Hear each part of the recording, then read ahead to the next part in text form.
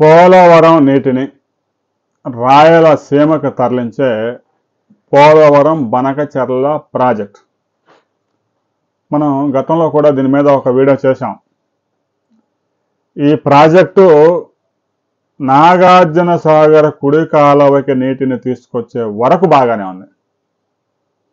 ఆ తర్వాత అక్కడి నుంచి 6 ప్రాంతాల్లో లిఫ్ట్ ఇరిగేషన్లు, 27 కిలోమీటర్లు నల్లమల్ల ఫారెస్ట్లో సొరంగ మార్గం నిర్మించి రాయలసీమలోని బనకచెర్లకి నీటిని తీసుకెళ్తాం. ప్రస్తుత అంచనాల ప్రకారమే 86,000 కోట్ల రూపాయల ఖర్చు, 6,000 మెగావాట్ల కరెంటు కావాలి. ఎప్పుడో 2004లో ప్రారంభమైన వెలుగొండ ప్రాజెక్టు సొరంగాలు ఇప్పటికీ ఇంకా తవ్వుతానే ఉన్నారు. ఇంకా పనులు పూర్తి కాలేదు. అంటే 21 సంవత్సరం తర్వాత కూడా ఆ సొరంగాలు తవ్వినట్టే ఉన్నారు. అలాంటిది నల్లమల్ల ఫారెస్ట్లో 27 కిలోమీటర్ల సొరంగం తవ్వుతాడట. అందువల్ల దీని మీద చాలా విమర్శలు వచ్చాయి. అయితే ఇప్పటికే పోలవరం కుడి కాలువ సిద్ధమైంది. పోలవరం ప్రాజెక్టు మరో 2 సంవత్సరాల్లో పూర్తి చేయబోతూ ఉన్నారు. పట్టిసీమ ప్రాజెక్టు ఆల్రెడీ లిఫ్ట్ ఎత్తిపోస్తూ ఉంది. గోదావరి జలాలు కృష్ణా డెల్టాకి ప్రకాశం బ్యారేజీకి చేరాయి. ప్రకాశం బ్యారేజీ బ్యాక్ సైడ్ వైకుంఠపురం సమీపం నుంచి గోదావరి జలాల్ని రెండు ప్రాంతాల్లో ఎత్తిపోయడం ద్వారా నాగార్జున సాగర్ కుడి కాలువలో 83వ మైలు దగ్గర నెకరకల్లు సమీపంలో కాలువలో కలిపే అవకాశం ఉంది.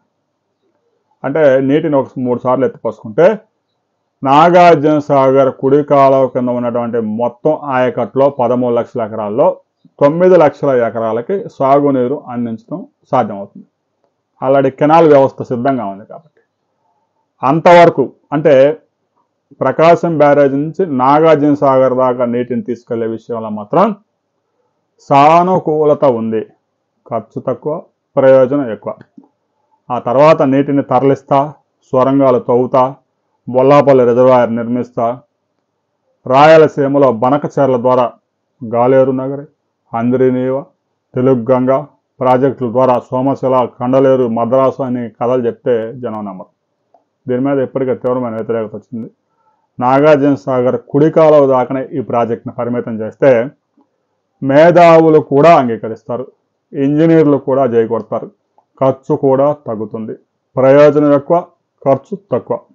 ఇప్పటికే ముఖ్యమంత్రి దీని మీద ఒక ప్రకటన చేశారు. నాగార్జున సాగర్ కుడి కాలువకి గోదావరి జలాలు తరలిస్తామని చెప్తా ఉన్నారు.